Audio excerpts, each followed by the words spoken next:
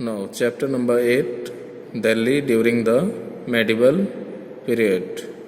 Earlier, we have studied about how Prithviraj Chauhan was defeated by Muhammad Ghori, and after that, Qutb-Din Aibak, one of his slaves, founded the Ghulam dynasty or slave dynasty, and this started the Muslim rule in India.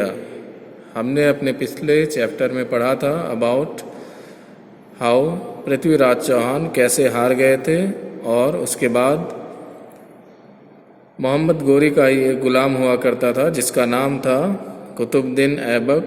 उसने दिल्ली पर कब्जा किया और उसने गुलाम dynasty या गुलाम वंश की शुरुआत की, और इसी के साथ मुसलमानों या मुस्लिम रूल माना जाता है हमारे भारत में उसकी शुरुआत हो गई. सो आज हम पढ़ने वाले हैं दिल्ली मध्यकालीन भारत में और Delhi during the medieval period, जिसमें से हमारा पहला ही टॉपिक है स्लेव डायनेस्टी और गुलाम डायनेस्टी. नाउ द दिल्ली सल्तनत was founded in the beginning of 13th century after the death of Gauri. One of his loyal slaves became the commander and established control over the throne of Delhi. जैसा हम सब जानते हैं कि मोहम्मद गोरी की मौत के बाद उसका ही एक वफादार गुलाम जो था कुतुबुद्दीन ऐबक, वो दिल्ली पर उसने कब्जा किया और वहीं से मुसलमानों का रूल जो है हमारे देश में उसकी शुरुआत हो गई. Thus the slave dynasty started ruling over Delhi, और इसी के साथ उसने जो डायनेस्टी की शुरुआत की उसे नाम दिया गया स्लेव डायनेस्टी या गुलाम वंश.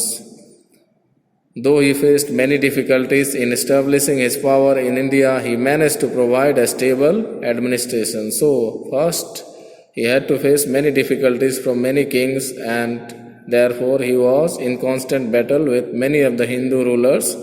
But after a certain period of time, he was able to provide a efficient and stable administration. So जब गुलाम वंश की शुरुआत हुई तो कुतुबुद्दीन ऐबक को बहुत ज़्यादा परेशानियों का सामना करना पड़ा. इसने बहुत सारे हिंदू राजाओं को हराया और एक अच्छा शासन और एक स्थिर एडमिनिस्ट्रेशन या शासन उसने शुरुआत की दिल्ली में. He had started the construction of a minar. His son-in-law Iltutmish, who succeeded him, completed the construction of that minar. This minar, which came to be known as the famous Qutub Minar, as we can see in picture 8.1, or on the left side of your screen, we can see that famous Qutub Minar. It was originally started by Qutbuddin Aibak, but it was completed by his son-in-law Iltutmish, who is also known as the real founder of slave dynasty. And now this Qutub Minar is a mix of Hindu and Muslim style of architecture. The construction was a mixture of both Hindu and Muslim styles.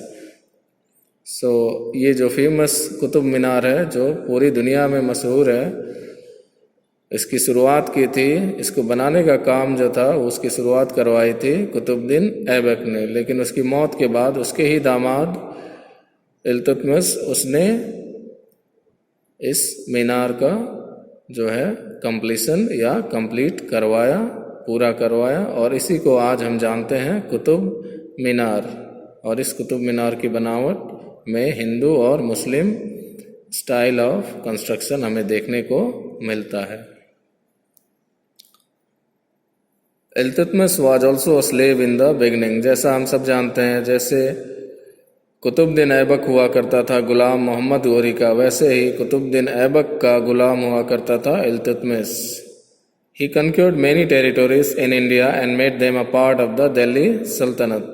उसने भारत के कई हिस्सों पर कब्जा किया और उसे दिल्ली सल्तनत में मिला दिया.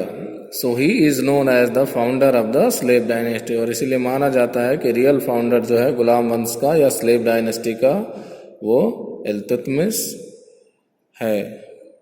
His daughter Razia Sultan ascended the throne after his death in 1236 CE. Razia was the first female ruler to rule over Delhi. और इसकी मौत के बाद इसकी जो बेटी जो थी रजिया सुल्तान, उसे दिल्ली का नया सुल्तान बनाया गया या सुल्ताना बनाया गया. She was an efficient ruler and she was the first and the last female ruler who ruled over Delhi. और माना जाता है भारत के इतिहास में सबसे प्रथम महिला मुसलमानों में जो सुल्तान बनी दिल्ली की. She used to dress as a male when she was in the court. और अपने आप को पुरुषों की पोशाक में ही कोर्ट में आया करती थी Razia Sultan. So she used to dress just like the males. And according to a historian of that time, Minhas-e-Siraj, Razia was more capable and efficient ruler than her brothers. एक इतिहासकार है मिन्हास-ए-सिराज, उनका मानना था कि रजिया जो थी अपने भाइयों से ज़्यादा अच्छी और काबिल रूलर थी. However, being a woman, she was not accepted as a ruler. जैसा हम सब जानते हैं हमारा समाज जो है किसी भी वुमेन के अंडर काम नहीं करना चाहता. और इसी के मुताबिक उस समय भी रजिया सुल्तान को जो है उनके मिनिस्टर्स एक्सेप्ट नहीं करना चाहते थे कि वो उनके ऊपर एज ए रूलर रूल करे.